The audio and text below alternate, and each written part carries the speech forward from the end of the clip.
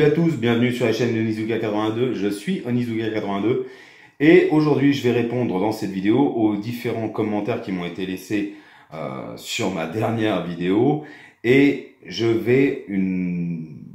on va parler de ce qui est raconté à tort et à travers dans les différents médias parlant de Dragon Ball Z, Dragon Ball Super ou Dragon Ball tout simplement et qui sont à 90% tenus par des fans. Et des fans qui n'hésitent pas des fois à modifier les interviews. Je vais le démontrer dans ma vidéo, puisque moi j'ai retrouvé les vraies interviews. Des médias qui ont pignon sur rue, c'est-à-dire le 20 minutes par exemple, ou Allociné. Je vais expliquer qui fait ces articles généralement. C'est des fans, c'est des gens des fois très souvent qui sont en école de journalisme. Et je vais démontrer par A plus B la bêtise qui est racontée là-dedans et surtout que aucun d'entre eux n'a jamais lu une putain de ligne de la définition de ce qu'est un canon ou un non-canon dans l'univers d'une fiction littéraire. Et là, vous allez vous apercevoir que en fait, depuis le début, tout ce que je dis depuis 2 ans, maintenant bientôt 2 ans, ben oui. De toute façon, tout ce que j'ai dit au cours de ces 2 dernières années, c'est vérifié, c'est avéré être exact. Quand j'annonçais dans mes vidéos que de toute façon Toriyama allait faire revenir Broly, je veux dire, c'était sûr. C'était sûr. Je vais y venir après et je vais déjà commencer par répondre un petit peu à ce qui a été dit dans les commentaires. Donc souvent, m'est revenu dans la gueule que je faisais de la théorie, que c'était juste une impression sur le Saiyan légendaire. J'en ai même un qui est venu à m'expliquer qu'en fait, le Saiyan légendaire n'existait pas, alors qu'on en parle dans la saga Freezer du Saiyan légendaire. Et à chaque fois revient le nom de Broly. Ben, excusez-moi les gens, c'est pas de ma faute si le Saiyan légendaire, il s'appelle Broly. C'est comme ça qu'il a été vendu dans les films, et c'est comme ça encore aujourd'hui en 2018 qu'il s'appelle. Bon, pourquoi je dis que c'est un personnage central? Alors il y a plusieurs raisons à cela. La première, c'est que Dragon Ball est un univers qui ne tourne que sur lui-même. Je vais faire une autre vidéo un de ces prochains jours pour bien vous démontrer que Akira Toriyama reprend toujours le même scénario de base. C'est toujours la même chose. Peu importe l'arc que vous allez regarder dans Dragon Ball Z, que ça soit l'arc des Saiyans, l'arc Freezer, l'arc Cell ou l'arc Boo, c'est à chaque fois les mêmes mécanismes d'histoire. Bon. Pourquoi c'est un personnage central? Eh bien, le premier point, c'est que nous sommes face à une œuvre de fiction littéraire, ce qu'est le manga, et le manga est japonais. Donc, c'est un manga asiatique, qui a pour référence l'Asie. Et en Asie, n'importe quelle histoire que vous allez regarder, il y a toujours un personnage légendaire, que ce soit dans le manga, dans la littérature de l'ère Meiji, peu importe, même que ça soit en Chine ou quoi, vous avez toujours un personnage légendaire. Je l'avais déjà dit dans ma dernière vidéo, mais dans Dragon Ball, par exemple, il n'y a aucun personnage légendaire. N'expliquez pas que Freezer est un personnage légendaire, ou que Cell est un personnage légendaire. Peut-être que Boo, oui, parce que c'est un vieux magicien et tout, mais il n'a pas le charisme pour être légendaire. Or, ce qu'on cherchait, c'était une mythologie à Dragon Ball. Premier point qui rend le personnage central. Deuxième point, on en parle directement du Saiyan légendaire dans l'arc Freezer. Or, je rappelle ce qui se passe, l'arc Freezer doit arrêter la saga Dragon Ball Z. Et ça doit s'arrêter à l'arc Freezer. Et évidemment, si on est logique, et c'est ce qui est mon cas, le Saiyan légendaire ne pouvait être que Goku. Or, je le répète et je le redis à chaque fois, la saga a continué. Et ça, c'est pas moi qui vous l'explique, c'est monsieur Torishima, l'éditeur de légende, celui qui a découvert Akira Toriyama, qui a découvert Kishimoto, qui a découvert Oda, qui a fait Jojo Bizarre Adventure, qui a lancé je ne sais plus qui encore, je crois le créateur de Death Note. Bref, c'est un homme quand même qui a son importance. C'est même lui qui a appris à Toriyama à faire le découpage dans le manga. Le découpage de ces scènes. Bref. Alors ça, si vous voulez aller vérifier ce que je viens de dire, c'est sur YouTube, vous tapez Kaze Torishima interview et vous allez la regarder. Il y en a pour 25 minutes d'interview de monsieur Torishima. Donc, deuxième point, comme je disais, on en parle du Saiyan légendaire. Et effectivement, si la saga s'était arrêtée à l'arc Freezer, on n'aurait pas eu ce problème-là. C'était Sangoku, le Saiyan légendaire, point barre. Or, le manga a continué. Et avec l'arrivée de Trunk, qui lui-même est déjà Super Saiyan quand il arrive, c'est la première fois qu'on le rencontre, eh ben, Sangoku, qui est tout en haut de la chaîne alimentaire et qui n'a plus d'ennemis véritablement potentiels à sa mesure, se retrouve face à un adversaire qui a la même force que lui. Enfin, quand je dis la même force, attention, je rentre pas dans le débat de la force, mais qui est aussi Super Saiyan. Donc forcément, je vous rappelle ce que c'est le Saiyan légendaire. C'est un être unique. À partir du moment où Trunk arrive, Sangoku n'est plus unique. Il n'est plus le seul à pouvoir se transformer en Super Saiyan. Donc forcément, ce n'est pas lui le Saiyan légendaire. Et je rappelle encore une chose importante. Dans l'arc Freezer, il est expliqué par Vegeta que le Saiyan légendaire est un être froid, terrifiant, qui naît que tous les 1000 ans et qui prend plaisir à détruire et à tuer ses adversaires. Or, je rappelle une chose essentielle, c'est que Sangoku n'aime pas tuer ses adversaires. Il est obligé de détruire, d'exploser Freezer. Mais bon, ils le font revenir pour des raisons après, c'est autre chose. Mais Freezer, il est obligé parce que Freezer tente de l'assassiner, alors que Sangoku vient d'essayer je vais dire presque de lui sauver la vie. Il vient de lui donner un peu de force pour que l'autre puisse se barrer de Namek. Donc, encore une fois, Sangoku ne peut pas être ce personnage terrifiant de la légende des Saiyans. Ça, c'était le deuxième point. Troisième point, Broly est devenu pratiquement, pour dire ce qu'on dit en basket, un franchise player. C'est-à-dire que ce personnage-là, je vais vous donner, c'est une indication qui va être au niveau de l'argent, puisque c'était un des reproches que j'avais fait au chef Otaku à l'époque, sur sa vidéo où il nous expliquait que le film 8 n'avait été fait que pour le pognon, ce qui était une énorme connerie, encore une fois, je le répète, puisque normalement, c'est ce qui a fait la séparation entre Torishima et Akira Toriyama, c'est que Torishima lui avait suggéré de se servir du Saiyan légendaire, et que Toriyama avait préféré son histoire de cyborg et de voyage dans le temps. Or, encore une fois, comme je le dis toujours, au Japon, ça a fait un bide. Je vous mets en scan l'avis des fans au Japon.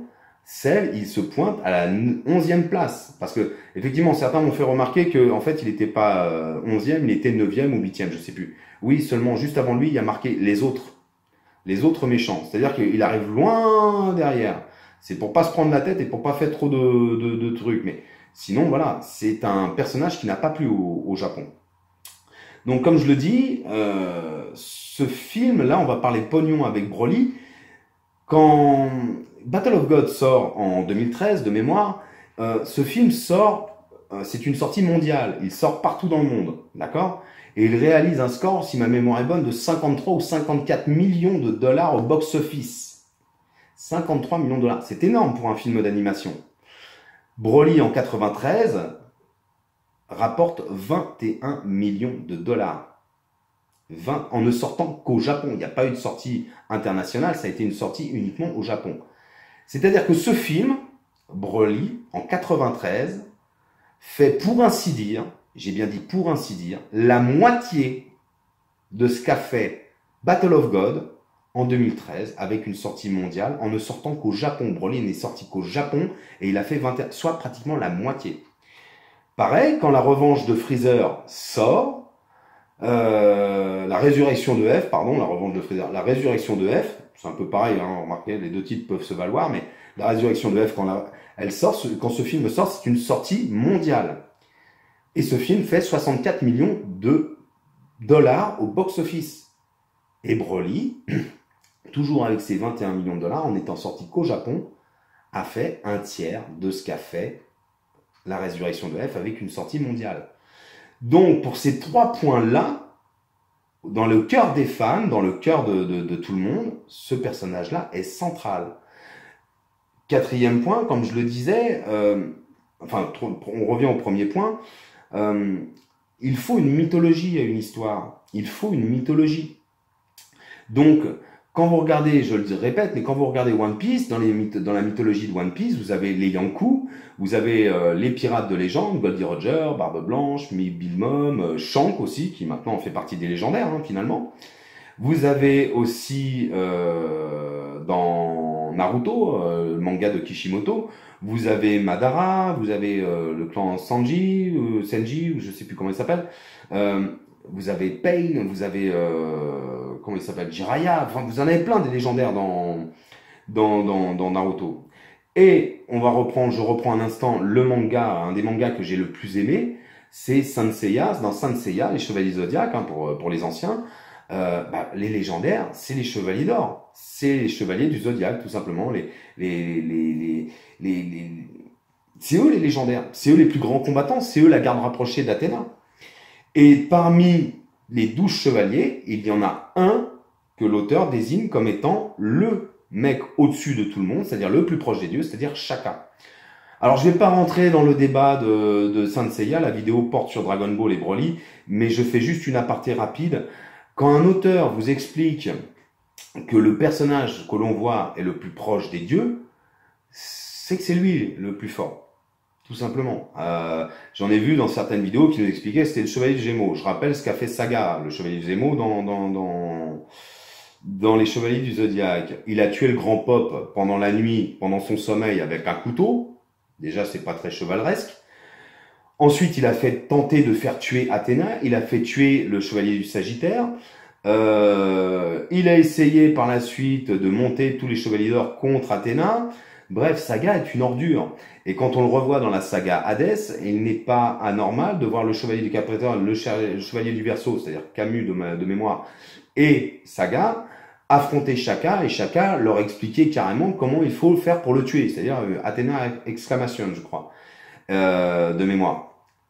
Et en même temps, tout le monde est venu là en train de nous dire « Ouais, mais c'est parce qu'ils ont des surplis et tatati tatata ».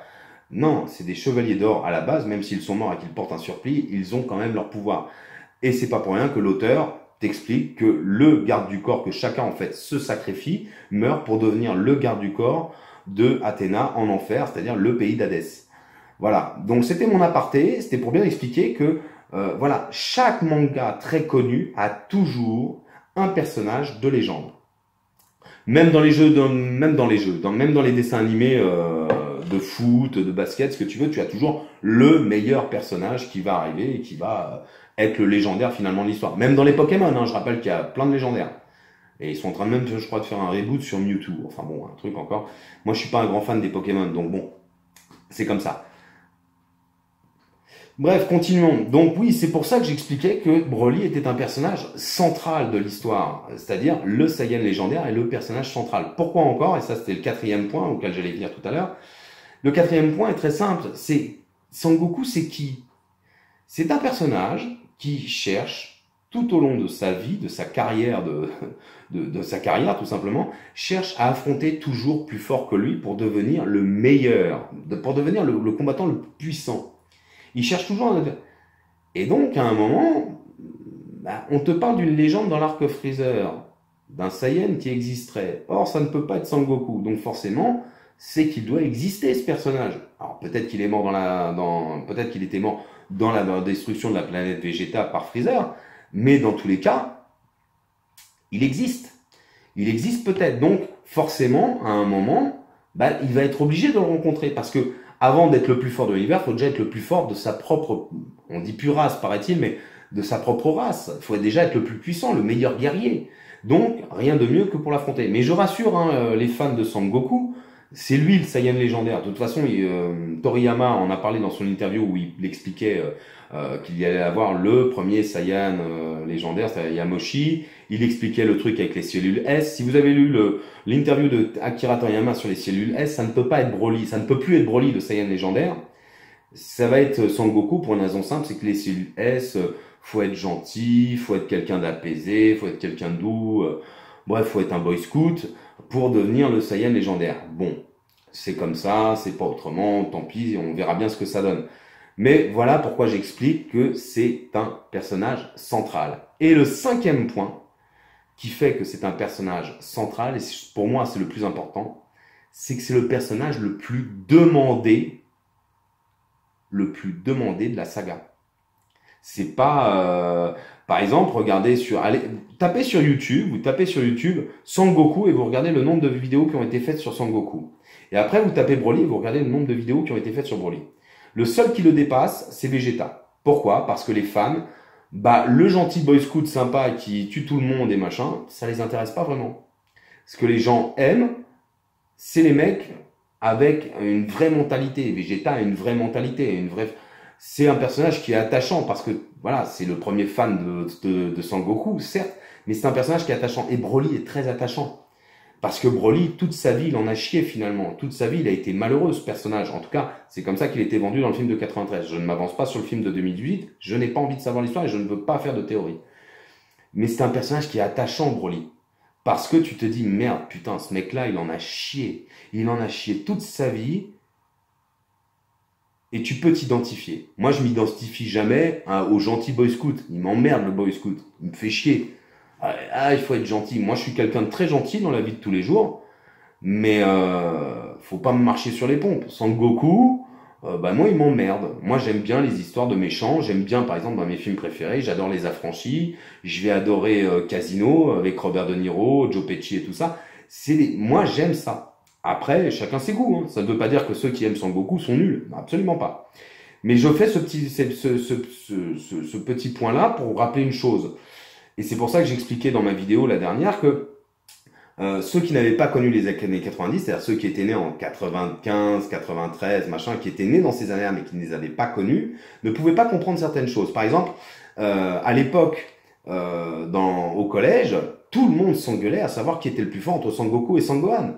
Parce que Sangohan, d'un seul coup, en le voyant dans l'Arc-Cell game, devenir SSJ2, mais surtout ultra violent, ultra méchant, bah tout le monde s'était dit, bah il est largement plus puissant que son père. Donc il y avait un clan, ceux qui étaient pour Sangohan, ceux qui étaient pour Sangoku. Bon, ceux qui ont été pour Sangohan, généralement, ils en ont pris plein la gueule après, parce que, bah, oui, c'est un personnage qui est tombé presque dans l'oubli, parce que bah, les fans, finalement, ne se sont pas véritablement attachés à lui.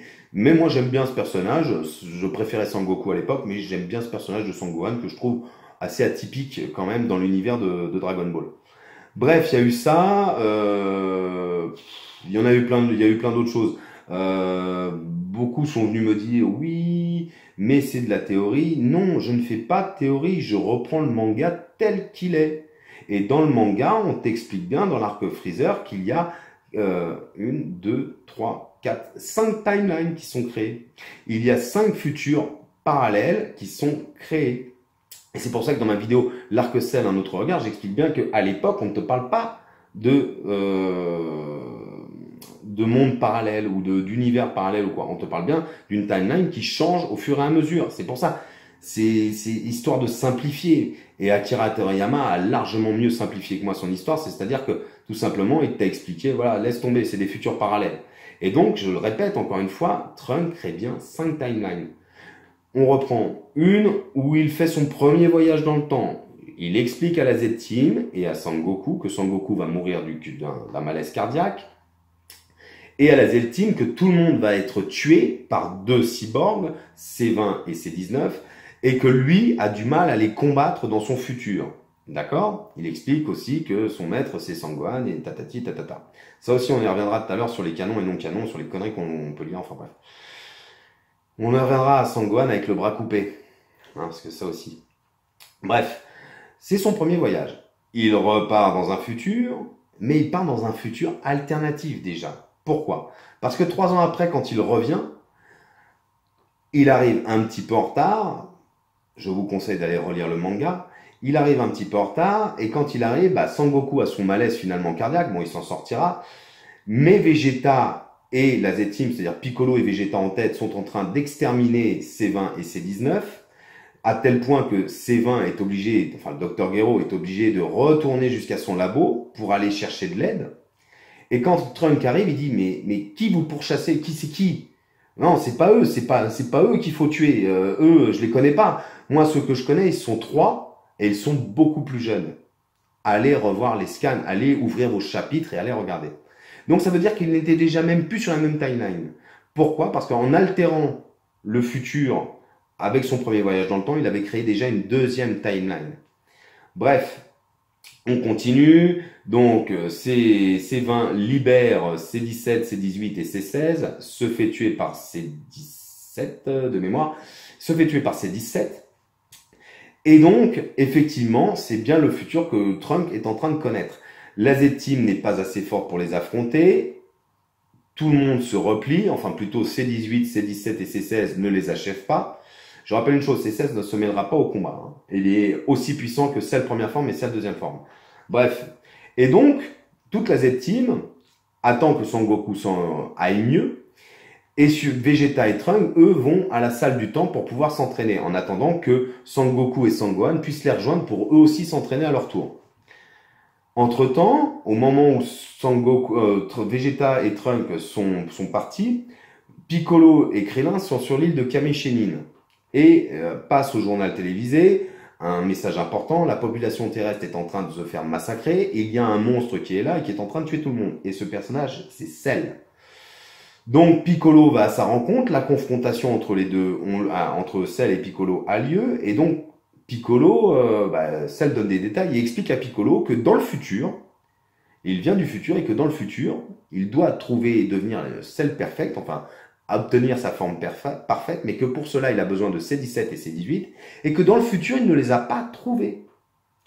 Donc, il explique que pour pouvoir les retrouver, il a attendu que Trunks arrive devant la capsule à voyager dans le temps. Il a tué Trunks, appris à voler cette capsule et est retourné dans le passé. Troisième timeline. Il y a une timeline où Trunks est définitivement mort, tué par Cell. On continue, donc il y a ce combat, Vegeta et Trunks sortent de la salle du temps beaucoup plus puissants. Je rappelle la coupe de cheveux de Trunks à ce moment-là, il a les cheveux mi-longs. Ils sortent de la salle du temps et vont pour aller affronter C17, C18 et C16. Et au moment de les affronter, Vegeta est largement plus fort que tout le monde. Il est largement plus fort que C17, C18 ou même C16. Et Cell arrive à ce moment-là. Et Cell va vouloir affronter Vegeta et Vegeta va lui foutre une branlée. Et Cell va trouver comme excuse en disant « Oui, mais voilà, moi je suis première forme, t'es beaucoup plus fort que moi maintenant, mais si tu me laisses absorber C17 ou C18, moi, j'aurai une deuxième forme et je serai encore plus puissant que toi. » Donc, Vegeta, par vanité, va le laisser absorber C17. Même en deuxième forme, Cell, il va se prendre une grosse branlée, une très grosse branlée. Et puis, encore une fois, par vanité, rebelote, Cell lui dit « Oui, laisse-moi absorber C18, j'aurai ma forme parfaite. » Il absorbe C18, à sa forme parfaite, et fout une branlée à Vegeta et à Trunks. Bref, le Cell Game commence. Et je vous rappelle une chose, donc... Son Gohan se transforme en SSJ2. Pourquoi? Parce que Cell exécute C16. Alors C16, c'était le robot surpuissant, l'égal de Cell, première forme et deuxième forme. Mais surtout, C16, c'est une copie de C8, le cyborg qui existe, le cyborg de l'armée du ruban rouge qui existe dans Dragon Ball. Et C8, c'était pareil, c'était un robot ultra puissant que Son Goku rencontre quand il est petit. Et ce personnage surpuissant veut pas faire de mal, veut pas combattre, veut pas faire du mal aux villageois. Lui, il aime les oiseaux. Et C16, c'est la même chose. Voilà, c'était un petit clin d'œil de Akira Toriyama à son ancien travail. On va dire ça comme ça parce que je vais pas dire à chaque fois qu'il fait des plagiats de ses propres œuvres, mais c'est un peu ça. Mais bon. Et donc, Son Gohan se transforme en SSJ2 parce que Cell exécute C16 en lui écrasant ce qui reste de sa tête, en l'écrasant au sol. Et c'est comme ça que Son Gohan se transforme en SSJ2 et élimine Cell. J'aurais peut-être dû en parler dans la saga Cell, mais bon, déjà que mes vidéos sont toujours très longues, j'allais peut-être écourter un petit peu avec ça, parce que c'est vrai qu'on s'en fout finalement du Cell Game. Et donc, Cell est vaincu, tout le monde se rejoint chez le Tout-Puissant, Trunks est ressuscité grâce à Tenshin Han et Yamcha, qui invoquent le dragon Chiron. Trunks est ressuscité, et au moment de partir, Tenshin Han dit à Trunks, tu vas peut-être pouvoir vaincre maintenant les cyborgs de ton époque. Encore une fois, on ne parle pas de monde parallèle, on parle bien d'une époque. Bon. Trunks retourne dans le futur et il affronte C17 et C18. Et il avait créé en fait une quatrième timeline puisque C16 ayant été tué, il n'existe pas dans le futur où Trunks est arrivé. Il n'existe pas. Il n'existe pas C16. Vous pouvez retourner le manga comme vous voulez, il n'existe pas au moment du combat entre Trunks et C17 et C18. Il n'existe pas. Et donc, il va attendre plutôt Cell première forme qui va arriver comme c'était prévu derrière lui pour le tuer et voler la capsule. Et là, il n'aura pas le temps de le tuer, il va l'éliminer tout de suite. Et donc, il crée une cinquième timeline où Cell n'a jamais pu faire le voyage dans le futur, où donc le Cell Game n'a jamais pu exister et ça laissait la place donc au film 8. Et c'est pour ça que je critique énormément, je n'aime pas du tout quand on critique le travail de Yamoshi, Koyama et Akira Toriyama sur ce film parce que justement, ça a été un film très, très, très, très bien pensé. Parce que en sortant le 6 mars 1993, l'arc Cell n'est toujours pas fini. Il finira en avril, c'est-à-dire un mois après la sortie de Broly, il finira en avril 93, l'arc Cell. Mais il a permis de rendre canon le film de par les voyages dans le temps de Trunks, c'est-à-dire que on va y venir à la définition du mot canon parce que ça, tout le monde dit tout et n'importe quoi. Moi, je préfère aller voir ce qu'est un canon littéraire réellement plutôt que d'écouter truc ou bidule. Bref, donc le film devient canon de par les voyages dans le temps. La position de Trunks avec ses cheveux comme ça démontre bien que nous ne sommes pas dans les 9 jours du Cell Game, mais simplement au moment où ils ont été obligés d'aller s'entraîner dans la salle du temps pour affronter non pas Cell, mais C17, C18 et C16. Et donc, ils ont parfaitement pu les vaincre sur cette timeline-là. Et donc, que tout va bien et que tout le monde est en paix. Voilà. Je rappelle ce que c'est, la mort n'existe pas vraiment dans Dragon Ball. Il suffit de faire venir Shenron pour ressusciter tout le monde. Donc, et c'était super bien pensé parce qu'en même temps, le film ne spoilait pas du tout la fin de l'arc Cell. Il ne spoilait rien.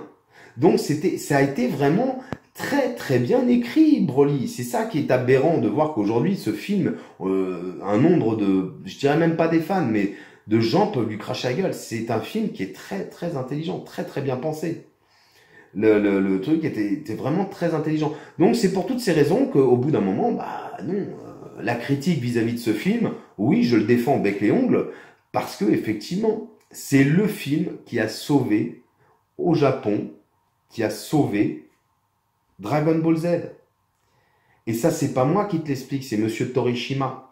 Je te mets l'interview. Alors, ok, c'est sur Kotaku, donc c'est une interview qui a été faite au Japon, traduite en anglais. Très bien, mais il te l'explique bien. Il te dit à l'époque, l'arc Freezer devait s'arrêter. Il dit Akira Toriyama s'est lancé dans son histoire avec numéro 17, avec le vieux monsieur, le vieux cyborg et tout ça. Et il n'arrivait pas à s'en sortir de son histoire. Et là, j'aurais aimé l'aider. Et tout le monde le sait au Japon, c'est pas un secret que Akira Toriyama, l'idée de se servir de l'histoire du Saiyan légendaire vient de Torishima.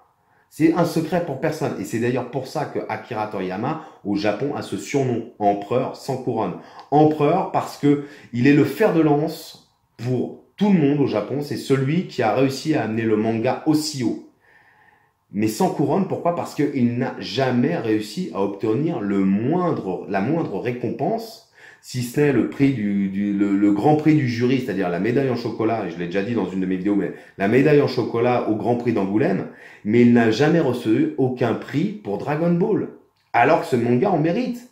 Il en mérite, mais seulement, comme tout le monde sait au Japon que la plupart de ses bonnes idées ne viennent jamais d'Akira Toriyama, bah non, il n'en a jamais eu. Même le prix Shogakukan, il l'a jamais eu pour Dragon Ball. Il l'a eu pour Dr. Slump, mais pas pour Dragon Ball. C'est vous dire. Et pourtant, le prix Shogakukan, généralement, plus tu fais de ventes, plus on te le donne. Bah là, non. Et pourtant, Dragon Ball est toujours l'un des mangas les plus vendus au monde. Voilà. On va passer maintenant directement à ce qui est dit par nos chers amis qui tiennent des sites officiels Dragon Ball, où tout et n'importe quoi est raconté. Et on va commencer déjà à parler à la définition d'un canon littéraire. C'est parti, on va directement sur la définition de ce qu'est un canon littéraire dans une œuvre de fiction. Et vous allez vite voir que tout ce qu'on vous raconte depuis maintenant plus de 2 ans, c'est complètement débile. On en vient à un truc complètement débile. Donc, je rappelle, pour ceux qui veulent aller vérifier ce que je dis, je vous donne le nom du site où vous pouvez aller vérifier la définition sans que personne n'ait modifié la moindre ligne, puisque c'est des définitions qui sont prises dans le Larousse et le Petit Robert, qui sont quand même les dictionnaires qui définissent la langue française. Et je rappelle qu'un canon n'est qu'une question de droit d'auteur. Et les droits d'auteur, c'est des droits internationaux qui concernent 140 pays, dont la France, le Japon, les États-Unis, l'Angleterre, enfin bref, je vais pas tous les citer, il y en a 140. Et on est tous ceux qui ont signé les conventions sur la protection des droits d'auteur sont concernés par le canon ou le non-canon. D'accord? Donc je vous donne le site, c'est littérature.savoir.fr, canon dans une œuvre de fiction. D'accord? Je vous conseille de passer la définition des canons bibliques, bien qu'il y ait un passage sur Arthur Conan Doyle qui vous explique aussi la même chose que moi. Alors, pour ceux qui ne savent pas qui est Arthur Conan Doyle, c'est celui qui a écrit Sherlock Holmes, qui a créé le personnage. Et vous allez vite comprendre pourquoi, en fait, le canon ne concerne que l'auteur. Et donc, on va lire le début de la définition de ce qu'est un canon. Donc, on y va. On le lit d'une traite et après, on en parle. Le fusil dans un univers de fiction est un très cohérent et solide, est généralement considéré comme canonique, par défaut, toute la production du créateur original de l'univers. Les créations d'adaptation d'auteurs tiers, films ou autres, ou les créations non officielles, non autorisées par les titulaires de droit, habituellement dans le contexte de la fiction littéraire, fanfiction par et pour les fans, sont généralement exclus du canon. Est hors canon est considéré comme non existant. Ce qui est hors canon, pardon, est considéré comme non existant dans le monde de la base, mais dans un univers parallèle. Donc, la définition est très claire. Je vais reprendre par point pour vous démontrer que ce que je vous dis depuis le départ, et c'est pour ça aussi que l'on revoit un personnage avec le nom de Broly, avec le même design, étant considéré aussi comme le Saiyan légendaire, revenant en 2018, est parfaitement canon, et que celui de 93 est parfaitement canon, comme je l'explique depuis le début. Je reprends. Le fusil, alors pour ceux qui ne savent pas ce qu'est le fusil, c'est pour ne pas faire de répétition. Oui, parce que la langue française est quand même une langue très riche, et donc pour ne pas faire de répétition, on n'exprime pas le canon, on dit le fusil. Le fusil dans un univers de fiction est un très cohérent et solide, est généralement considéré comme canonique, par défaut, toute la production originale de l'univers. Alors, ces trois premières lignes sont très importantes. Quand on vous parle de cohérence, ça ne veut pas dire que Battle of God ou la résurrection de F sont plus canons que les films parce que la série et le manga qui en découlent reprennent exactement ce qu'il y a dans les films. Non. Ça, je vous rappelle quand même que si vous ne le savez pas, ça s'appelle une escroquerie. C'est-à-dire qu'on t'a vendu 3 fois la même chose. Je vais faire même encore plus clair, c'est simple. Tu habites Paris, tu veux aller voir Battle of God qui sort au cinéma Gaumont à Montparnasse par exemple, et tu vas payer ta place donc entre 19 et 20 euros. D'accord? T'es très content, t'as vu un film est génial, t'es mort de rire, t'adores ça, t'es très content de revoir Dragon Ball Super. Et 6 mois plus tard, 6 mois, même pas, 3 mois, 4 mois plus tard, tu as l'animé qui sort au Japon, en streaming que tu peux regarder chez toi tranquille sans l'avoir payé ni quoi que ce soit, et on te raconte exactement la même histoire que dans le film. Bon, alors tu l'as peut-être pas payé là, mais comme tu es un collectionneur, tu vas acheter le coffret, par exemple, de toute la saga Dragon Ball Super, donc avec la même histoire qui t'est déjà racontée et dans Battle of God et dans la résurrection de F. Et puis, comme tu es vraiment un fan pur hardcore, tu vas aller acheter les tomes.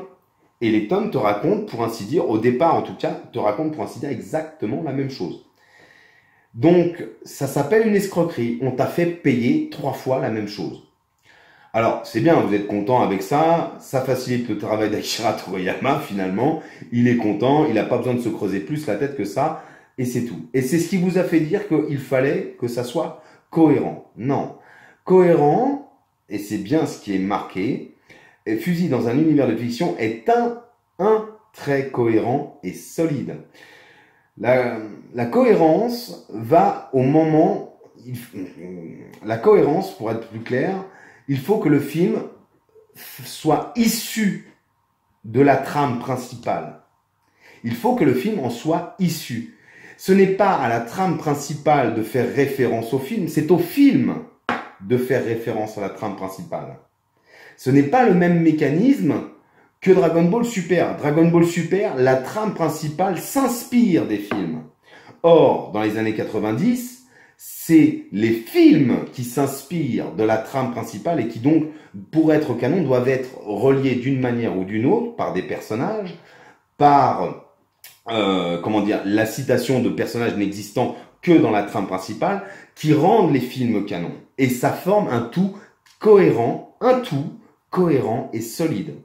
Et là, encore pire que tout, la phrase qui suit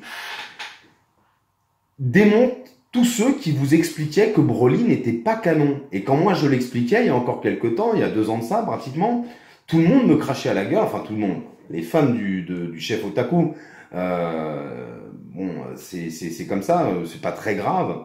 Et certains autres fans aussi, puisque je contredisais non pas que le chef Otaku, mais un peu tout le monde, ne se sont même pas fait chier à essayer de lire cette définition. Donc la deuxième phrase, mais tout le monde en PLS est généralement considéré comme canonique par défaut toute la production du créateur original de l'univers. Et donc là, on est bien d'accord. L'univers, c'est Dragon Ball Z et l'auteur original, c'est Akira Toriyama. Et les films portent tous, sans exception, la mention auteur Akira Toriyama. Que tu prennes les jaquettes de films, comment on appelle ça, les jaquettes de films de la Toei, que tu ailles sur filmographie, sur Google, la filmographie de Akira Toriyama, que tu... Toujours, ça sera Akira Toriyama. Donc, c'est canonique. Même si tu trouves que c'est pas cohérent avec l'univers de la base, c'est canonique par défaut. Et c'est ce qui fait que Akira Toriyama est protégé par ses droits d'auteur. Quoi qu'il arrive. Mais c'est aussi pour cette raison que pour ne pas décevoir les fans des années 90, comme je vous ai déjà dit, nous, ça nous posait aucun problème, hein, l'histoire, parce que beaucoup d'entre nous, et c'est pour ça que beaucoup de mon âge défendent Broly, on avait tous compris que Broly, ce qui se passait, c'était pour répondre à la question, qu'est-ce qui s'est passé si Cell n'est jamais venu? Il y a que les jeunes, aujourd'hui, les très jeunes, ou les un peu moins jeunes, eh oui, mais allez lire le manga au bout d'un moment. Il fallait que ça rejoigne, si vous voulez, la trame principale de cette manière. Voilà. Comme j'explique, les voyages dans le temps de Trunks ont créé des futurs alternatifs et donc ça rend le film parfaitement cohérent avec l'histoire. On te raconte ce qui s'est passé dans un des futurs alternatifs qu'a créé Trunks en ayant tué Cell. Voilà. Et encore pire, est généralement considéré comme canonique par défaut toute la production du créateur original de l'univers. Et là, on en arrivait à un point que j'avais soulevé dans la discussion que j'ai eue avec le chef sur ma comment on appelle ça, ma vidéo numéro 2, réponse au chef Otaku numéro 2, où il était venu et apparemment tenté de me mettre en PLS sur ma propre vidéo, dans les commentaires, et je lui avais répondu parce que je m'y attendais, et je lui avais dit que Broly avait été créé par Akira Toriyama. Et je lui avais dit, alors là, j'avais pris, pas par lui, mais par beaucoup, parce que au fur et à mesure de notre discussion, si vous voulez, son premier commentaire a fait 75 petits cœurs là où j'aime, je sais pas quoi, pouce bleu, enfin un truc à la con. Et plus on discutait, moins il en avait des, parce que effectivement au bout d'un moment, bah, il y avait plus rien. À un moment, tu as une définition, c'est comme ça, c'est ce qui représente et donc c'est ce qui représente la canonicité finalement. Et donc comme je lui disais, c'est quand même Akira Toriyama qui l'a dessiné. Donc par défaut, Broly est canonique. Pourquoi? Parce qu'il appartient au bestiaire de la saga Dragon Ball et que c'est Akira Toriyama qui l'a dessiné. Et à l'époque, tout le monde m'a dit non, c'est pas lui, c'est Yamoshi, c'est Koyama. Bref, c'était le réalisateur qui l'avait dessiné. C'était, comment il s'appelle, Koyama, le script, qui l'avait créé. C'est lui le papa, soi-disant. Enfin bref, je vais revenir après sur ce qui est dit dans les différents sites. Mais bon, rien qu'avec ces 2 premières phrases, ça met déjà un peu tout le monde tous ceux qui vous expliquent que Broly n'est pas canon, ça les met un petit peu mal à l'aise. Parce que bien évidemment, on vous dit qu'il n'est pas canon et on se cache derrière l'argument de dire non mais c'est Yamoshi qui l'a réalisé. Oui, c'est lui qui l'a réalisé, oui. Comme il a réalisé des films Saint Seiya, comme il a réalisé des films Toriko, One Piece, il en a réalisé plein des films. Hein. Je sais plus quoi, d'autres encore qu'il a travaillé pour le papa d'Albator, enfin bref, je me rappelle plus tous les noms, Space Invader ou je sais plus quoi. Bref, il en a réalisé plein. Koyama, bah ouais, c'était le script, mais il a travaillé sur tous les films pratiquement des années 90. Donc ça veut dire quoi? Que c'est lui le papa de tous les méchants du truc? Réfléchissez. Vous voyez, c'est ça le problème quand on vous dit que c'est pas canon. La plupart de ceux qui vous disent que ce n'est pas canon n'ont jamais été voir la définition. Ils se sont même pas fait chier. Ils ont entendu une phrase dans une vidéo, que ça soit du chef ou d'autres, parce qu'il n'y a pas que le chef qui fait des vidéos comme ça. Et donc c'était foutu. On reprend les créations d'adaptateurs, d'adaptations d'auteurs tiers, films ou autres, d'auteurs tiers auteur tiers, c'est-à-dire un autre auteur qu'Akira Toriyama. Un autre auteur qu'Akira Toriyama. Or, c'est ce que je vous dis depuis le départ, les films portent la mention auteur Akira Toriyama. C'est bien marqué en haut de toutes les jaquettes, même des fois sur celle d'AB Productions, film Akira Toriyama.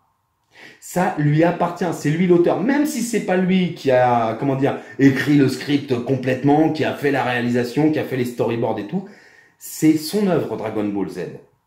Et donc, pour que la Toei puisse sortir ses films, il fallait que Akira Toriyama, il y ait la mention auteur. Et que donc la Toei, même si elle a voulu les sortir et tout ça, c'est lui le grand patron.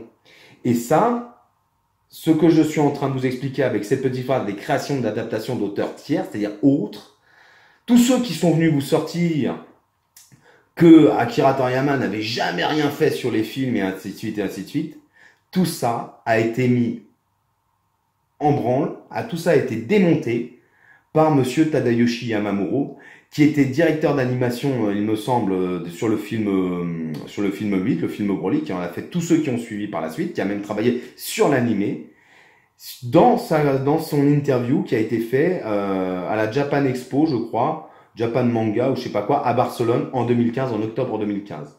Parce que il explique exactement ce que je suis en train de dire. Non, non, le grand patron, l'auteur, c'est bien Akira Toriyama.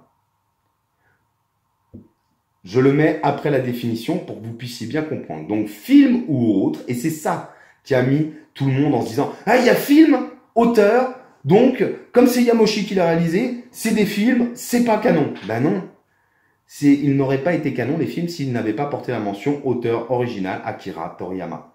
Mais ils le portent tous, sans exception. Même sur les jaquettes anglaises, peu importe, ils portent tous la mention Akira Toriyama, auteur original du film. Et même pour les OAV Saint Seiya, c'est pareil. C'est pas Yamoshi, c'est le créateur original de Saint Seiya qui est considéré comme l'auteur des films Saint Seiya. Et ouais, c'est comme ça. Donc on continue. Ou les créations non officielles. Alors les non officielles, c'est ce que j'expliquais au chef, les crossovers. C'est non officiel les crossovers. Alors ça, vous pourrez aller le vérifier dans la discussion que j'ai avec le chef Otaku. Si un jour, par malheur, elle vient à disparaître, cette discussion, elle réapparaîtra puisque je l'ai pris en scan. Ou les créations non officielles, non autorisées par les titulaires de droit ou habituellement dans le contexte de fiction littéraire, fiction par et pour les fans. Donc là, on est parfaitement dans la définition du crossover. Le crossover, c'est pour les fans, fait par la maison Toei, par exemple, avec, il m'avait cité le manga One Piece, Dragon Ball et Toriko, vous savez, ce crossover où ils sont tous mélangés. Oui, ça, c'est ce qu'on appelle une licence libre. C'est-à-dire que ce n'est pas officiel, c'est la Toei, enfin, c'est officiel sans être officiel. C'est-à-dire que c'est la Toei qui va voir ces différents auteurs qu'elle a avec elle en production et qui lui demande, voilà, on voudrait faire un truc pour les fans. Est-ce que vous nous autorisez à utiliser vos personnages pour les mélanger dans le même univers? Les auteurs disent oui, les auteurs disent non. Par exemple, on ne verra pas, très certainement pas, Naruto et Sangoku dans le même. Pourquoi? Parce que Kishimoto travaille avec la maison Perro de mémoire, et Akira Toriyama est toujours resté chez la Toei. Donc, il y a très peu de chances qu'on les voit ensemble. Par contre, tous ceux qui sont chez Toei, c'est-à-dire Oda, le papa de Toriko, Akira Toriyama et d'autres, peuvent très bien mélanger leurs univers. Mais ça n'a rien d'officiel, ce n'est pas canon. Ça n'appartient à personne. C'est quelque chose qui est demandé par la maison de production pour faire plaisir aux fans. Par exemple, pendant les fêtes de Noël, la fête du printemps au Japon, les choses comme ça. Ce sont des trucs non officiels. Et donc, on en revient donc à ce que je vous disais aussi sur le droit moral et le droit patrimonial. Non autorisé par les titulaires de droit. C'est-à-dire, si ça n'a pas été autorisé par Akira Toriyama, comme Dragon Ball Multiverse par exemple, ça n'a rien de canon. Ce n'est pas canon. Ça n'appartient pas à l'univers de Dragon Ball. C'est parce que ça n'appartient pas au créateur original, tout simplement. Il n'y a rien d'extraordinaire. On est généralement exclu du canon. C'est dit à la fin. Tout ça, c'est exclu du canon. Tout ce qui n'est pas, estampillé Akira Toriyama, et tout ce qui est fait par des fans, pour des fans, ou tout ce qui est crossover, c'est non canon. Ça, c'est bien écrit, c'est exclu du canon. Ce qui est hors canon est considéré comme non existant, je reprends la définition, ce qui est hors canon est considéré comme non existant dans le monde de la base, mais dans un univers parallèle. Dragon Ball Multiverse fait partie d'un univers parallèle. les crossovers, c'est un univers parallèle. Et quant à ceux qui nous expliquaient donc à l'époque que les films étaient dans des univers parallèles, effectivement, ce sont des futurs parallèles issus de la timeline principale. Ils sont tous issus, et certains sont même dans la continuité du manga. Par exemple, prenons les mercenaires de l'espace. C'est dans la continuité. Bien souvent, Cell y est cité. Au moins 3 ou 4 fois, il est cité, Cell. Dès le départ, Sangoku est avec Maître Kaio du Nord, et puis il est en train de bouffer, il dit « C'est quand même injuste que ce soit Mister Satan qui récolte toute la gloire, alors que c'est Sangohan qui a vaincu Cell. » Et après, Kaio fait allusion à Cell plusieurs fois dans le monde. Dans Janemba, c'est un petit peu la même chose, et par contre, dans le film Broly, le film numéro 2, il suit aussi la continuité, si on va dans le sens. Il n'y a que le film Broly, le film 1, mais c'est parce que nous sommes dans les futurs alternatifs créés par Trunk. Voilà. Et donc, quand je dis que grâce à Dragon Ball Super, Akira Toriyama a fait un gros fuck à tout le monde, bah ouais, bah il a créé des univers parallèles. Et donc, tous ceux qui pouvaient lui dire non, mais les films sont pas canons et tatati, tous ceux qui pouvaient aller venir, contester ses droits d'auteur, se retrouvent niqués.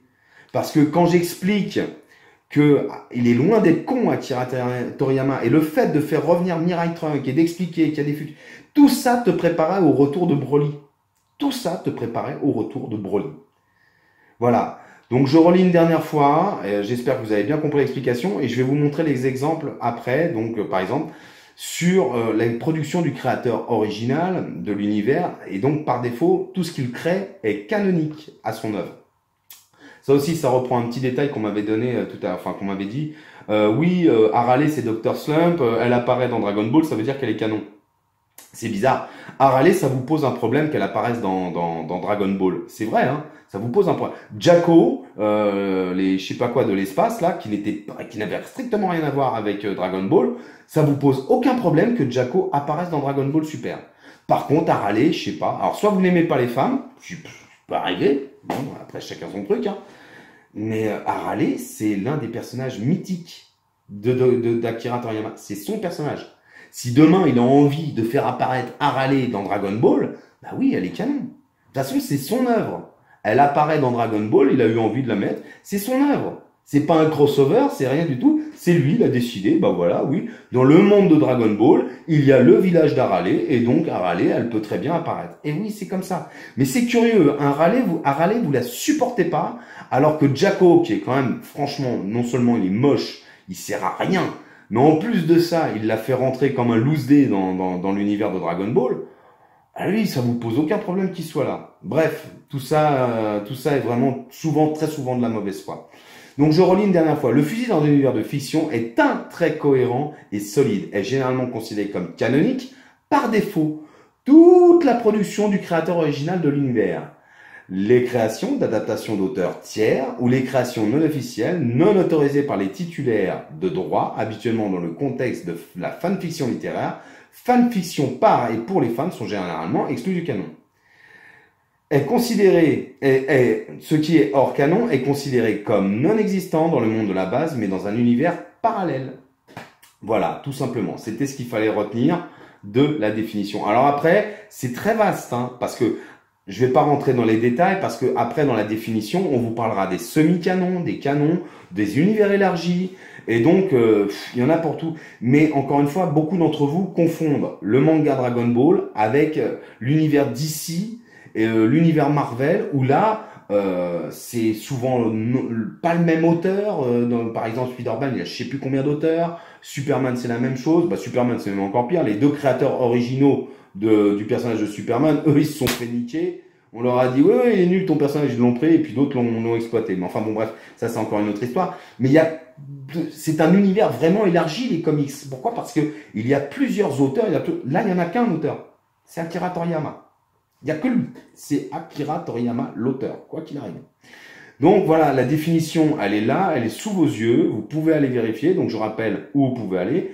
Littérature.savoir.fr, canon littéraire, les canons dans les œuvres de fiction. Et donc vous allez lire ça et vous allez lire la totalité en dessous. Et vous verrez qu'on vous parle des semi-canons, des univers élargis encore une fois et de ce qui est non canon. Voilà. Mais là, encore une fois, on n'a qu'un auteur. Et donc, tout ce qu'il lui-même crée est forcément, par défaut, considéré comme canonique. Donc, je le rappelle, là, ça vient de tomber, hein, parce que tous ceux qui se foutaient de ma gueule en disant « Mais c'est pas vrai, c'est des conneries, et gna, c'est bien lui qui a dessiné Broly et qui a donné le nom du personnage Broly. Et donc, par définition, par défaut, il est considéré comme canonique. Bah ouais, c'est aussi con que ça. Donc commençons avec ce que nous racontent les médias. Donc déjà, on va commencer par aller chez Animeka, qui est un site qui répertorie donc les œuvres de Akira Toriyama, et donc Dragon Ball fait partie des œuvres d'Akira Toriyama et d'autres mangaka. Donc, je suis tombé sur le film Broly, hein, donc je vous le mets en capture. Donc la première fiche est déjà correcte. Auteur Akira Toriyama. Jusque-là, ça va. Et après, on rentre dans les détails et donc dans ce qui est expliqué sur le film 8. Je vais vous le lire. L'action de ce film peut théoriquement se dérouler durant les 10 jours d'entraînement des héros pour se préparer au tournoi organisé par Cell. Cet événement est annoncé au cours de l'épisode 83 de Dragon Ball Z Kai, épisode 166-167 de la version originale. Alors déjà, on te parle de l'animé. Or, c'est pas de l'animé qu'on doit te parler, c'est directement du manga. L'animé, c'est une chose, mais l'animé, je rappelle pourquoi il y a eu autant d'épisodes filler dans l'animé des années 90, c'est parce que Akira Toriyama, lui, écrivait ses chapitres et que souvent, il allait pas assez vite et que la Toei, elle, allait beaucoup plus vite. Donc, les épisodes filler étaient produits en même temps par la Toei et produits par Bandai. Donc ça fait partie des petites choses. Mais, on reprend. On peut révéler néanmoins une petite incohérence. Son Goku et son fils sont censés rester dans leur état permanent de Super Saiyan. Or, dans ce moyen métrage, ils conservent leur apparence normale. Alors, il y a deux incohérences là-dedans. Un, le mec a jamais lu le manga, et là, on peut pas faire grand-chose, donc l'histoire, il la connaît pas spécialement, parce que effectivement, ils vont rester Super Saiyan J sur cette timeline. Or, ça ne prend pas du tout en compte le fait est qu'il y a plusieurs timelines qui se créent au fur et à mesure des voyages dans le temps de Trunks. Bon, déjà, ça pose problème à ce niveau-là. Mais ensuite, il parle de moyen-métrage. Et donc, un moyen-métrage est un OAV. Un moyen-métrage, c'est un OAV. Première chose. Eh ben non, c'est pas un OAV. Un moyen-métrage, c'est 45 minutes. Et le film fait pas 45 minutes. Il fait 1h10. Eh ouais. Donc, c'est un long métrage et pas un moyen métrage. D'où déjà ce que je vous expliquais entre ceux qui vous expliquaient que les films étaient des OAV. Eh ben non, un OAV est un moyen métrage. Et déjà, 2 erreurs en à peine 4 lignes. Le long métrage ne fait de surcroît pas partie de la chronologie officielle. Donc là, on était sur un moyen métrage et directement en dessous, le mec se contredit. Donc le long métrage ne fait de surcroît pas partie de la chronologie officielle.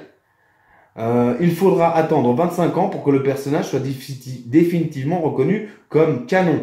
Et donc là, on tombe sur une énorme connerie. C'est-à-dire que le mec te parle de moyen métrage juste avant. Et là, comme le film Broly va sortir en 2018, donc là, ils ont été récupérés, et il te parle de long métrage, tu vois. Donc les mecs ne savent absolument pas, ils ne relisent absolument pas les conneries qu'ils ont écrites juste avant. Ça, c'était déjà une des premières 3 incohérences en à peine 5 ou 6 lignes. C'est quand même énorme. Et quant au non-canon, là encore une fois, je rappelle que c'est Akira Toriyama qui a dessiné Broly et que donc par défaut, il est considéré comme canonique puisque issu de l'auteur original. Eh oui. Et donc, deuxième connerie. Alors, je parle même pas du truc de l'incohérence où on te parle au début des 10 jours d'entraînement. Ça n'a strictement rien à voir. On continue. Broly est un personnage créé pour les besoins de l'animé. Ah bon? Il n'est jamais apparu dans l'animé, mais bon, pourquoi pas. Et dont le design a été dessiné par Akira Toriyama. Donc, 4e, 5e incohérence. Il a été dessiné comme Akira Toriyama, mais il n'est pas canon. Tu vois? Une connerie complètement stupide. Je rappelle la phrase du début. Est considérée comme canonique toute création faite par défaut par le créateur original. Et donc, ça fait encore une connerie de dite. L'introduction de ce personnage fait revenir la légende du Super Saiyan, longuement abordée dans la saga Freezer, ça c'est vrai. Cet ennemi est ainsi décrit comme un être extrêmement puissant, détenant un potentiel pratiquement illimité et dépassant largement le premier stade de la transformation de Son Goku, Vegeta, Sangohan et Trunks. Alors, ça aussi, ça fait partie des discussions où le chef, à l'époque, a essayé de m'entraîner sur la force. Mais la force, encore une fois, moi, je partage l'avis de Gaki. Broly se retient. Et à l'époque, quand Gaki sort sa vidéo sur le fait est que Broly est un être surpuissant et qu'il se retient, ben oui, c'est des microbes à côté. Ça se voit tout le long du film que ce sont des microbes. Hein, ils arrivent à le battre parce qu'ils arrivent à réunir leurs forces pour pouvoir le vaincre. Mais ils n'arrivent même pas à le tuer. Il est intuable, pratiquement, Broly. Donc, encore une fois, ça fait partie des trucs où, voilà, il est égal, il est dépassant largement le premier stade de la transformation de Son Goku, mais il dépasse tout. Puisque là, on va avoir un Broly dans le film de 2018, où même sans être transformé, il peut affronter Vegeta et Goku en Super Saiyan J Blue. Donc, on est vraiment sur un état de puissance largement au-dessus. Alors ensuite, on continue. Broly est l'un des premiers personnages des films à apparaître dans un jeu vidéo, Dragon Ball, la légende de Saiyan sur Super Nintendo, au même titre que Bojack. Effectivement, ça c'est vrai, mais bon, ça c'est un secret pour personne. En raison de sa popularité engendrée par le succès du film Broly, réapparaît dans 2 autres OAV, autre connerie. Les autres films font bien, encore une fois, 110 minutes, les deux. Donc Rivaux dangereux et Attaque du Super Warrior. Attaque Super Warrior, enfin bon, c'était un film de merde, de toute façon, moi j'y prête pas attention à celui-là. Il s'agit du premier film où Sangohan prend la forme de Super Saiyan, tandis que Bulma et Kaio font leur retour. Ces derniers étaient jusque-là absents des autres moyens métrages depuis le 4e volet.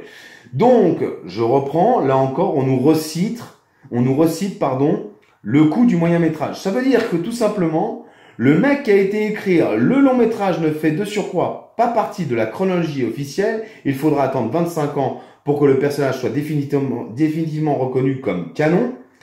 Est un véritable branque, puisque de toute façon, il n'a même pas relu ce qui avait été écrit avant et après.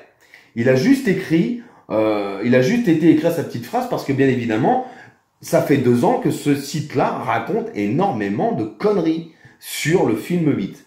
Tout est débile. La seule chose qui est réelle, c'est auteur Akira Toriyama, parce que ça, ils ne peuvent pas le remettre en question, puisque c'est sur tous les sites et sur toutes les jaquettes, c'est l'auteur original, donc ils ne peuvent pas dire autre chose. Mais à l'époque, ce même site vous expliquait que tous les films étaient des OAV.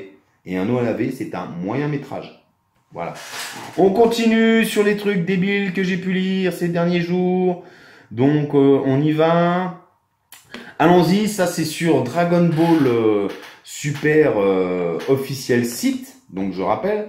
Donc c'est le post du 26 juillet fait par le Weekly Shonen Jump, hein, où au bout du compte, après des années qu'on m'ait dit non mais c'est pas vrai, Akira Toriyama il a jamais travaillé sur Broly, c'est pas lui qui l'a dessiné, c'est pas un de ses personnages, et ben le Weekly Shonen Jump a décidé, puisqu'il y a le film de 2018, Broly, qui va sortir, le Weekly Shonen Jump a décidé d'éditer et de montrer le travail qu'avait fait Akira Toriyama sur le design et sur le nom de Broly, le personnage de 1993.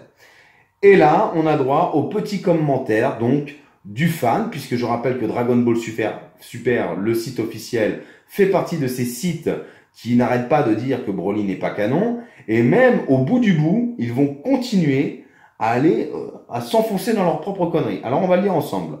Le post du 26 juillet nous ramène au 6 mars 1993 et à la première du 8e film Dragon Ball Z. Je rappelle que ce site aussi disait il y a peu de temps que c'était des OAV. Mais bon, à l'époque, quand moi je disais que c'était des films, tout le monde se foutait de ma gueule. Dragon Ball Z, Broly le super guerrier, donc je passe les noms qui ont été donnés encore une fois à ce film. Film d'animation japonais réalisé par Yamoshi, projeté au Toei Anime Fair en 1993. Alors je le rappelle, il n'a pas été projeté que là, mais partout dans le Japon. Le Japon, c'est pas une ville, hein. C'est pas que Kyoto ou Tokyo. C'est très grand le Japon. Bref, c'est très grand. C'est énorme, c'est une très grande population. Ce film est dédié à Broly, le Super Saiyan légendaire. Alors là, le mec a pas pu s'empêcher de foutre sa petite vanne supposée. Évidemment, comme je le dis plus tôt dans ma vidéo, Comme il va y avoir ce fameux sujet sur les cellules S et Yamoshi, évidemment qu'il est le supposé, et qu'évidemment, c'est Sangoku, le légendaire, mais c'est une façon de l'auteur, qu'a l'auteur de l'article, de te dire un grand fuck, je me suis fait baiser, mais je vais vous niquer jusqu'au bout. Dont l'énorme puissance le conduit à perdre tout contrôle. Bon. La paternité du personnage de Broly est attribuée à écrivain. Alors, il a oublié le L parce que il a dû trembler quand même au moment où il écrit ce truc-là, il a dû trembler. Il faut pas manquer de souffle quand même pour venir expliquer ça. Est attribué à l'écrivain Takao Koyama, qui s'est occupé des 3 films Broly. Alors, petite réflexion, il ne s'est pas occupé de ça, que de ça, il s'est pratiquement occupé de tous les films. Hein. Tous les scripts des films des années 90, il a travaillé sur pratiquement tous, sans aucune exception. Akira Toriyama, lui, n'était pas impliqué sur cette trilogie et sa seule contribution a été la conception de Broly sous ses formes de base et de Super Saiyan légendaire. Alors j'aime bien, Akira Toriyama n'a jamais travaillé sur les films. Mais il a fait les personnages. Donc, imbécile, il a forcément travaillé dessus. Et si tu avais été lire la définition, comme c'est Akira Toriyama qui a créé ce personnage, il est forcément canonique et la paternité lui appartient puisque c'est lui qui l'a créé et dessiné. Imbécile, le script, Monsieur Koyama crée l'histoire et la personnalité des personnages. Quant à Akira Toriyama, c'est son travail de dessiner, de faire le character design des personnages. À un moment, autant de mauvaise foi, mais fallait vraiment que je le montre en exemple parce que autant de mauvaise foi, c'était quand même énorme. Donc, ça y est, il avait notamment laissé quelques indications sur la présence des bracelets et son habit de combat pour montrer qu'il n'avait jamais combattu dans l'armée de Freezer. Mais en même temps, le Super Saiyan légendaire, Freezer en a peur. Et Freezer ne l'a jamais rencontré comme Vegeta dans le manga original, dans la saga. Personne ne l'a jamais rencontré, personne ne sait qui il est. Puisqu'il n'est que tous les 1000 ans et que Freezer a détruit la planète Vegeta. Donc il est impossible qu'à l'époque, il puisse travailler pour Freezer. Et je rappelle encore une fois que Broly, le film 1, est issu d'une des timelines qu'a créé Trunk. Donc il est impossible que Freezer ait pu à un seul moment, le connaître à l'époque, dans 1993. Donc c'est débile de nous rajouter ça. C'est vraiment pour dire... Oui, mais c'est pas le même que celui de 2018. Mais du coup, on le sait pertinemment que c'est pas le même que celui de 2018. Évidemment que c'est pas le même.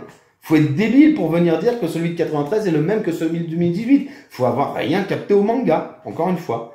Alors, peut-être qu'il y aura des références. Évidemment qu'il va y avoir des références, ça va être un film par les bases. Mais aujourd'hui qu'on ne connaît pas l'histoire, qui irait te dire que le héros de 93 est le même que celui de 2018? On n'en sait rien. Si ça se trouve, oui. Si ça se trouve, non. Mais ça ne rendra pas plus le film de 93 moins canon, de par la définition. Toute création originale, toute création produite par le créateur original de l'univers est considérée comme canonique par défaut. Ça ne retire rien à la définition du canon. Quant au film, le réalisateur, ça reste Yamoshi, le script, l'écrivain, parce qu'il a écrit écrivain, mais c'est le script. Tu vois, déjà, bon, c'était un peu débile. Mais l'écrivain, lui, il crée une partie de l'histoire et surtout la personnalité des personnages. Eh ouais. Donc, c'est pas lui la paternité de Broly ne lui appartient absolument pas. Elle appartient toujours à Akira Toriyama. Bref, ça aussi, c'était un des autres exemples qu'on pouvait citer dans les trucs de mauvaise foi.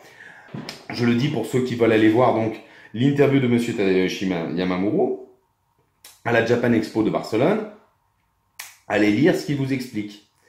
Et là, on voit que celui qui a rédigé cet article, que je viens de vous montrer à l'instant, eh ben, un mec qui a travaillé avec Monsieur Tadayoshi Yamamuro, c'est Akira Toriyama, et ils travaillent ensemble depuis 38 ans. Tadayoshi Yamamuro travaillait avec Akira Toriyama déjà sur Dr. Slump. Et donc, le mec qui a écrit l'article que je viens de vous montrer, il a dit « Fuck Tadayoshi Yamamuro, je t'emmerde, je fais ce que je veux. » Voilà. Mais moi, vous m'excuserez, je préfère croire un mec qui travaille avec Akira Toriyama depuis 38 ans plutôt qu'un mec qui écrit des articles et qui est juste un fan qui a dit des conneries pendant des années, puisque ça fait presque 2 ans cette histoire. et qui veut pas perdre la face pour ne pas perdre du clic, parce que le clic, ça rapporte de l'argent. Alors allons-y, allons lire l'interview de Monsieur Tadayoshi Yamamuro. Je vous ai sélectionné le meilleur moment. Là, ce sont des questions qui sont posées par des fans sur Twitter, et donc le mec regarde les questions et en même temps pose la question à Monsieur Yamamuro. Donc, question du commentateur, est-il celui, en parlant d'Akira Toriyama, est-il celui qui prend les décisions dans les projets de films de la Toei? Réponse de Yamamuro, oui, bien sûr, c'est la plus haute autorité en ce qui concerne Dragon Ball, car c'est le créateur original. Eh oui, c'est ce qu'on vous explique, et c'est ce qui est expliqué dans la définition du canon. La plus haute autorité, c'est le créateur original. Donc les films, forcément, lui appartiennent. Question du commentateur, mais il y a plein de films Dragon Ball auxquels il n'a pas pris part. Il a seulement participé au dernier, en parlant de Battle of God et de la résurrection de F. Réponse de Yamamuro, il n'y a aucun film auquel il n'a pas participé. C'est juste que sur les films les plus anciens, il a travaillé sur la mise en forme des personnages, il a fourni les idées de base et le superviseur de l'animation est celui qui donne vie et forme à ces personnages. Et voilà, et oui, bah oui, il n'y a rien qui sort des studios Toei en film sans que ça soit estampillé Akira Toriyama. Et lui vérifie bien que les films et les personnages lui appartiennent. Parce qu'il n'a pas spécialement envie que la Toei puisse aller se servir des personnages comme ça. Et que donc, pour gagner un maximum de sous au moment de la sortie des films, il faut mieux qu'il soit canon et qu'il lui appartienne totalement. Et voilà, et ça c'est Monsieur Yamamuro qui bosse depuis 38 ans avec Monsieur Akira Toriyama qui te l'explique. Après, si tu préfères aller croire un youtubeur ou un mec qui a 20-25 ans et qui fait des blogs officiels sur Dragon Ball, c'est ton problème. Mais moi, je préfère écouter un mec qui bosse avec lui depuis des années. Donc là, maintenant, on passe au journal 20 minutes. Et le 20 minutes, bien évidemment, on est en période d'été, il y a les stagiaires, et donc, il faut qu'ils sortent leur petit article sur Broly, puisque le film va sortir en 2018. Et donc, le 20 minutes, bah, ils se sont pas fait chier. Et ils ont fait un titre très racoleur, Broly, Saint Seiya, les films maudits, blablabla.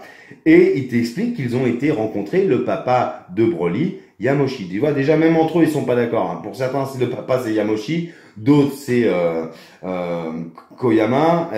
Bon, bah ouais, au bout d'un moment, il va falloir vous mettre d'accord, les gars. Vous voyez, même entre eux, quand ils vous expliquent que c'est pas canon, ils sont pas d'accord déjà entre eux. Donc, allons-y, on va lire cette fameuse interview de Monsieur Yamoshi. Donc, le journal 20 minutes. Vous êtes aussi le créateur de Broly, un personnage inédit du manga, mais culte auprès des fans. Et la réponse, soi-disant, de Monsieur Yamoshi. Comme le titre du premier film l'indiquait, il est le plus puissant des super guerriers. Mais s'il est le plus fort, il n'a donc aucune raison de perdre. Hein?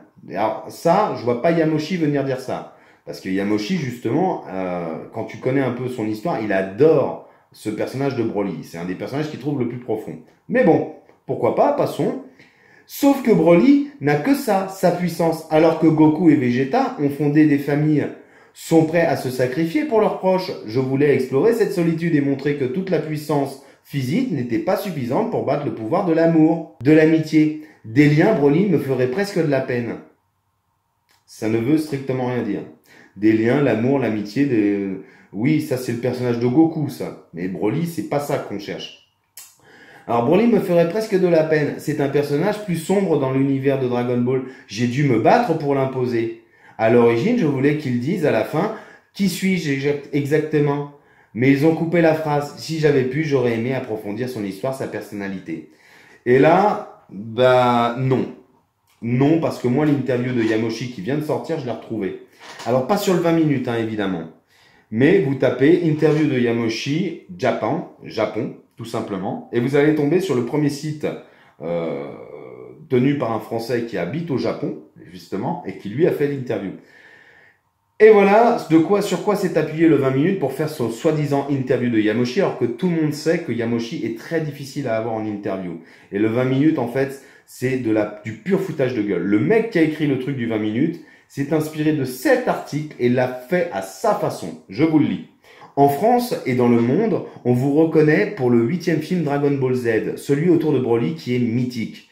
Comment avez-vous eu l'idée de ce changement, le film partant dans d'autres directions qu'à l'accoutumée? Réponse de Yamoshi. Lorsque j'ai dû travailler sur le film Broly, je me suis rendu compte qu'il lui manquait quelque chose. Bien qu'il soit le plus puissant des guerriers Saiyans, c'est cette solitude du puissant que j'ai voulu retranscrire. Il peut détruire des galaxies, mais seul, contrairement à Goku, qui l'exècre, mais qui a une famille tout comme Vegeta. Quand il perd à la fin, il se rend compte que la force n'est pas que physique. Il aurait pu atteindre une autre puissance s'il avait eu quelque chose à protéger, par exemple. Et voilà, donc c'est le même interview, sauf que dans le 20 minutes, le petit stagiaire qui s'est occupé de faire ça, eh ben, il a tout modifié à sa façon. Mais ça, cette interview-là, on le retrouve aussi en japonais, parce que je l'ai retrouvé, et on va sur Google, et on le tape, et c'est les mots exacts de Monsieur Yamoshi. Voilà, le problème, c'est que, en vous montrant ça, c'est pour vous démontrer aussi que ce qui vous est dit dans les différents articles de presse que vous pouvez voir, bien souvent, c'est des petits fans qui n'ont pas envie de perdre la face devant leurs monceaux de conneries. Et ça, c'est vraiment emblématique de la génération qui arrive. C'est-à-dire que même quand ils ont tort, ils essayent de vous expliquer qu'ils ont raison. Et quitte à utiliser la mauvaise foi, quitte à utiliser les mensonges, quitte à utiliser tout ce qui leur passe sous la main, ils vous expliqueront forcément qu'ils ont tort. Et quand je dis la nouvelle génération, attention, je ne mets pas tout le monde dans le même panier, c'est évident. Mais c'est vraiment ça. C'est vraiment ça qui devient lamentable aujourd'hui. C'est, voilà, on a changé l'article, c'est pareil avec Dragon Ball Super et les différents articles qu'ils peuvent produire, où on t'explique tout et n'importe quoi. Et maintenant, j'en viens justement à pourquoi, dans Dragon Ball Super, on vous explique que c'est Koyama, l'auteur de Broly. Comme vous pouvez le remarquer, sur beaucoup des scans que je mets, vous avez le site en haut, à part quand j'ai pas pu le prendre en scan, mais sinon, vous l'avez à chaque fois. Là, vous trouverez l'interview donc de Koyama sur Kazenshu et il est en anglais. Alors, pour ceux qui ne savent pas, vous faites Google Traduction, mais si vous parlez anglais, ça va être beaucoup plus simple. Je rappelle que cette interview, il est très difficile à trouver sans qu'il n'ait été modifié avant, en français. Donc, on le reprend en anglais. Alors, je passe un petit peu le passage où Koyama explique donc qu'il va dans une salle de cinéma, qu'il y a beaucoup de nostalgie parce que il s'assoit dans cette salle et que lui a travaillé sur tous les films, Dragon Ball Z des années 90, et qu'en 2013, il s'assoit dans cette 2012-2013, il s'assoit dans une salle, il y a plein de jeunes autour de lui, et personne dans ce public ne s'imagine qu'ils sont à côté du script des films de Akira Toriyama, les films des années 90. Donc il y a beaucoup de nostalgie et beaucoup de tristesse quand même quand on lit cet article. Donc comme il dit, là c'est la première ligne, il explique, si vous voulez, qu'il a la nostalgie parce qu'à l'époque il manipulait tous les scripts de Dragon Ball, tous les scripts lui passaient dans les mains, tous les scénarios, et que donc par la suite il était là et que c'est lui qui donnait un peu vie à certains personnages qui le faisaient tout simplement, qui créaient leur personnalité et l'histoire qui en réchappait. Donc à la fin, il explique aussi ce qu'il en pense. Et il dit que pour lui, c'est un dieu de la destruction, Virus, d'accord, mais il est beaucoup moins terrifiant que Broly, d'accord, mais il ne fait pas peur, il fait rire, Virus. Il ne fait peur à personne. Et qu'il trouve que Broly était quand même beaucoup plus puissant, paraissait beaucoup plus puissant et beaucoup plus terrifiant. Et à la fin, donc, c'est ce qu'il explique. Et il dit, mais c'est peut-être juste parce que je me base sur ma propre création, finalement. Je réduis ça parce que c'est uniquement ma propre création.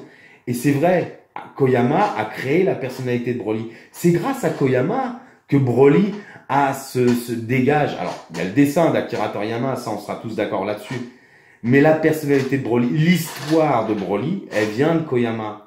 Et ça, Koyama, faut le remercier pour ça. Mais est-ce que ça fait de lui le papa? Non. Sa création à lui, et c'est pour ça que c'est génial, parce que en fait le film 8, tout le monde lui crache dessus. Mais je vais dire une chose très simple. Non seulement le film 8 a sauvé, et ça c'est dit par monsieur Tadayoshi, c'est expliqué par monsieur Torishima, l'éditeur de Légende, la saga Cell était en train de faire chuter au Japon la saga Dragon Ball Z. Et le film 8 a été conçu et créé par les plus grands. Ça, vous ne voulez pas le comprendre, mais ça, c'est une chose très importante. Le film 8 a été créé donc par Koyama, Yamoshi, avec la participation et l'écriture des idées de base et du personnage de Broly par Akira Toriyama, qu'est-ce que vous voulez de plus? Ce film est une perle dans l'univers de Dragon Ball Z. C'est ce film qui a sauvé, de par le talent de ses créateurs, parce que là, on est d'accord, de toute façon, c'est Akira Toriyama. Maintenant, il n'y a même plus besoin de venir nous chier une pendule en nous expliquant canon ou non canon. C'est définitif, c'est fini. Mais ce film a été fait par les plus grands de l'époque. Je crois que vous réalisez pas trop, pour ceux qui critiquent le film de 93 et nous expliquent qu'il est non canon, alors que la définition vous contredit d'elle-même. Vous n'êtes même pas d'accord entre vous sur ce que vous dites. Vous attribuez la paternité de Koyama alors que lui parle de sa nostalgie parce que l'histoire telle qu'il l'a écrite, c'est le script, c'est le scénario, c'est lui qui écrivait les scénarios, c'est lui qui a donné la personnalité de Broly. Vous lui octroyez la paternité, alors que la paternité appartient bel et bien à Akira Toriyama, mais qu'au-delà d'appartenir à Akira Toriyama, bah oui, cet homme-là a participé et Broly est aussi une part de sa création. Mais lui, dans son texte, dans ce qu'il dit sur son commentaire, à aucun moment il ne remet en cause la paternité de Broly à Akira Toriyama. Il est juste heureux d'avoir participé au méchant le plus charismatique de la saga Dragon Ball Z. Maintenant que tout ça est démontré, il y en aura d'autres, hein, parce que là je suis tombé sur un truc par rapport à Cell, où on nous explique que maintenant c'est Toyotaro, hein, qui est l'auteur de Dragon Ball Super. Or, quand moi je vois les scans de Dragon Ball Super, je vois bien auteur Akira Toriyama et celui qui fait les dessins, Toyotaro. Mais en aucun cas, c'est Toyotaro qui est l'auteur de Dragon Ball Super. C'est comme ça que laissent les rumeurs et les conneries. C'est comme ça qu'on crée les légendes urbaines. Hein, je vous fais des bisous. À bientôt pour une prochaine vidéo. Ciao.